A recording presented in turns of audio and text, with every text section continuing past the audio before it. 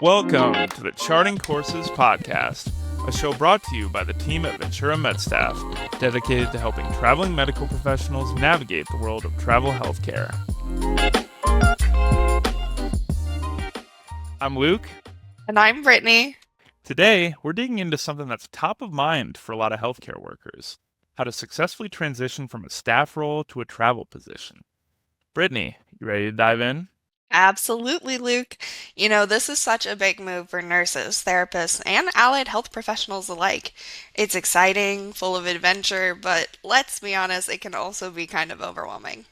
Oh, definitely. Becoming a traveler requires careful planning, adaptability, and the right partner. So, that's why Brittany sat down with our team to gather some key steps that can help make the process smoother and set you up for success. So, Brittany, what should someone's first step be as they transition to becoming a traveler? It might be a bit of a no-brainer, but step one is assessing your readiness. Before you dive in, ask yourself some honest questions. Are you okay being away from your family and friends for weeks or months at a time? Do you enjoy fast-paced, constantly changing work environments? Can you manage the logistics of housing, transportation, and contracts? Yeah, those questions are crucial. Being mentally and emotionally prepared makes all the difference when you're out on the road, adjusting to new places every few months as your contracts change. So, what's next? Next, you need to evaluate your experience. While travel therapists can hit the road right out of school, nurses and allied health professionals will need at least 1 year, but preferably 2 years of experience to travel. And for any therapy new grads looking to get into travel, while you don't need any experience, it's helpful when you aren't in it alone.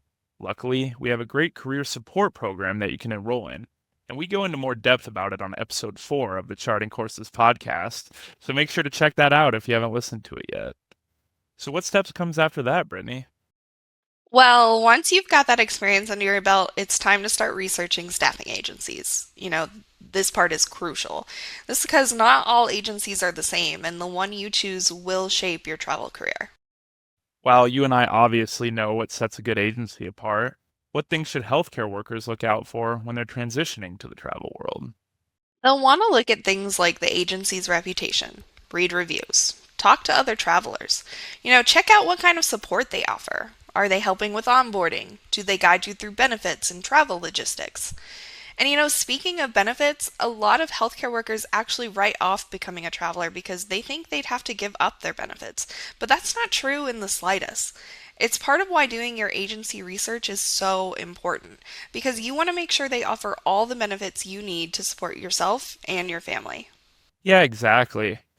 For example, here at Ventura MedStaff, we offer travelers all the usual benefits like medical, dental, vision, life insurance, 401k with company match, and this is on top of some more unique ones like gym discounts and teledoc care. This is so you as a tran- This is so you can transition from a permanent staff member to a travel healthcare worker, and you're totally covered. Yes. And as you're doing your research and talking with different recruiters from different agencies, just make sure they go over what your total compensation package as a whole would be. That way you can compare agency to agency like apples to apples. Okay, so now we've determined we're ready. We have the experience needed, and we know what agency to work with. So, what did our team say was the next step? Well, yeah, once you've found an agency you trust and a recruiter you want to work with, the next thing would be to make sure your licensing is in order. After all, one of the best parts of becoming a traveler is the traveling. If you're a licensed nurse or therapist in a compact state, you've already got access to multiple states, which is a huge win. But if not, start applying for individual state licenses early. It can take weeks or sometimes even months, so you'll want to get ahead of that process if there's a particular location on your radar. However, keep in mind that new states are being added all the time to the compact license agreement for nurses and therapists. Your recruiter should be able to get you the most up-to-date answer on what state your license will work in or not. What's after licensing? After licensing, the next step would be to check out the temporary housing resources available to you. As a permanent staff worker, you're probably used to having a permanent home. But when you have a new assignment every 13 weeks in a new location, you have to adjust to short-term rentals. That's very true. And agencies can usually offer a housing stipend, but it's still up to you to find short-term rentals that fit your needs and your pet's needs if you're traveling with one. Yeah, and there are some great resources out there that we share with our travelers, reliable housing sites like Furnish Finder or negotiation tips you can use to find a place in your budget. And, just ways to make sure your setup is safe and comfortable. Yeah, finding housing can be one of the most challenging aspects of being a traveler. However, once you got the logistics down, where you're living, how you're getting there, what your contract looks like, it can be a huge load off. Are there any other steps? The last step to take as you transition from your permanent staff position to a traveler one is going to be to build up your professional network. Traveling can be lonely, and no one is going to understand your experience better than other travelers.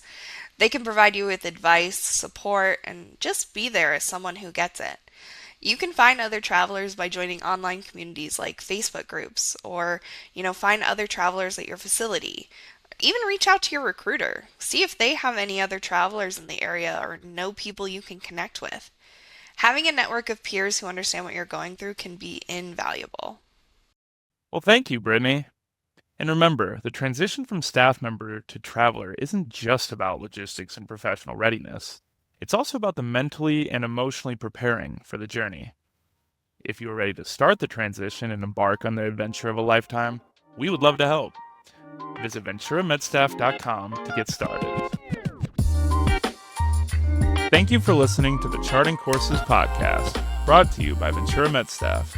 If you enjoyed this episode, give us a like, share it with your friends, and follow our channel so you never miss an episode.